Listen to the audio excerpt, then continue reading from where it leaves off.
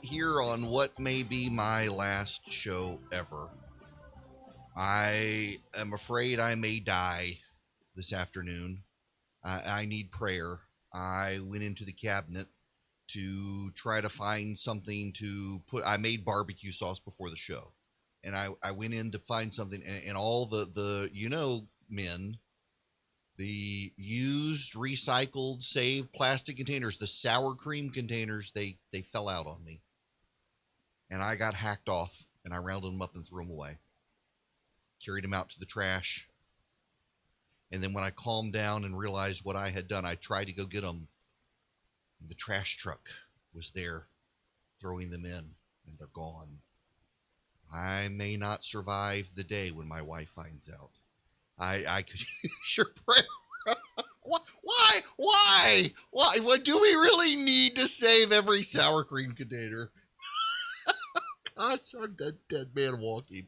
In any event, the barbecue sauce will be great. I got a brisket on the rec tech. I decided I'd surprise my father-in-law. I hope he's not listening right now. And make him a brisket without telling him. And I make a barbecue sauce that he likes. So I made it all going to my father-in-law's this afternoon. So anyway, we're going to do an open line Friday because we haven't really taken a lot of phone calls in the last couple of weeks. And today may be my last day living when my wife finds out I threw away the sour cream containers. So the phone number is 877-97-ERIC, 877-973-7425. To begin, it is the Friday before Father's Day, and I do this every Father's Day. Pig Farmer Jr. told me not to be preachy on the radio, and I got to be a little preachy on the radio here for just a moment because it's Father's Day weekend, and I do this every Father's Day. The data that is coming out across the country that has been coming out for years and is just compiled more and more on a regular basis shows dads, you matter. We live in a world that lionizes the single mom, and we do so in large part because the single mom is a very real phenomenon, more so than the single dad. In the Black community, 57% of kids are being raised by a single mom, which is a staggering data point. In the Hispanic community, 31% of kids have a single mom, and in white families, it's 20%. The fatherless problem is spread across racial boundaries, and I want you to remember that you matter. Nearly 2.3 million people in the United States are serving time in federal, state, and county jails, and 85% of the youth in prison are from fatherless homes. That's 20 times the average household with a father present. 90% of homeless and runaway children are from fatherless homes. 71% of high school dropouts come from fatherless homes. Children without a dad are 4 times more likely than the national average to live in poverty. 85% of kids with behavioral disorders come from a fatherless home. Dads matter. And I want you to understand that in the natural order of things, kids are supposed to have a mother and a father at home. It doesn't always work out that way, but that's the way it's meant to be. When men began to multiply on the face of the land, and daughters were born to them, and the sons of God saw the daughters of man were attractive, and they took as their wives any they chose, the Lord said, "My spirit shall not abide in man forever, for he is flesh. His days shall be 120 years. The Nephilim were on the earth in those days, and also afterwards, when the sons of God came into the daughters of man, and they bore children to them. These were the mighty men who were of old, the men of renown. The Lord saw that the wickedness of man was great in the earth, and that every intention of the thoughts of his heart were only evil continually.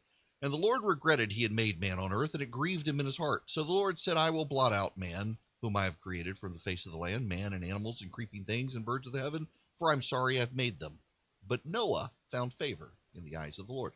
I love this passage. I've gotten to preach on this before in a church one time, and it's such a meaningful passage because Noah found favor in the eyes of the Lord. Not his kids, not his wife, not his family. It was just him. Noah was a righteous man, blameless in his generation. He walked with God.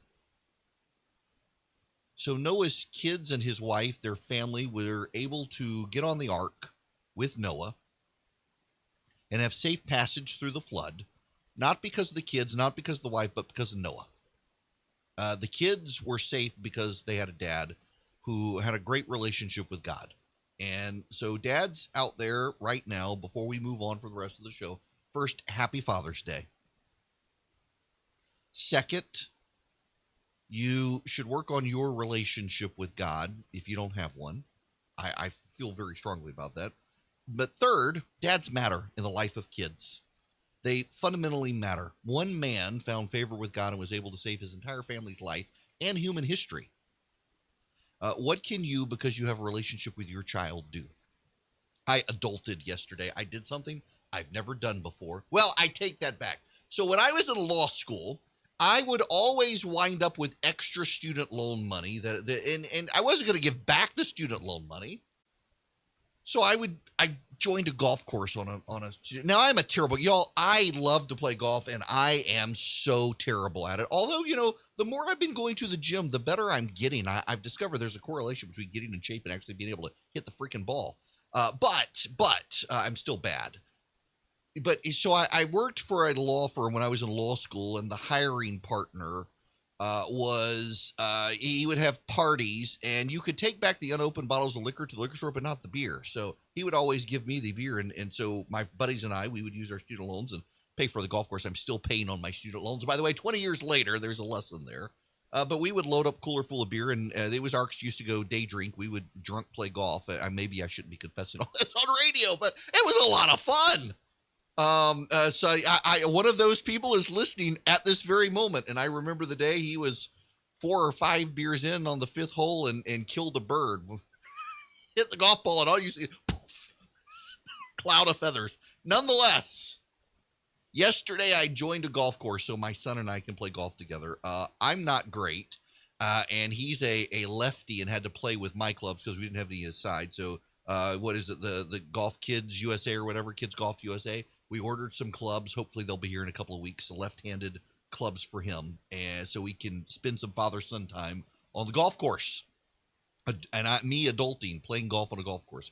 I gotta get some lessons. I want to play golf. When I was a lawyer, everybody said you should learn to play golf, and I never really took the time when I was a lawyer to do it. And now I'm like, I got to do something. Rush Limbaugh used to tell me all the time that he loved to leave and go hit golf balls, and then get into playing golf over time. And I feel very strongly now I got to do that. So I will, and spend time with my son, who himself doesn't necessarily want to be on a golf team, but just having Father's Day, he really wants to drive the golf cart. But spending time with your kid and having a father-child relationship is remarkable. Brad Wilcox works for the National Marriage Center. It's a research group that studies marriage, has some fascinating data out that black kids in a 2-parent household do better in life economically and educationally than kids in single-parent households. White kids in single-parent households are underperforming. There is something about the natural order of things where a 2-parent household is actually the best way to raise your child.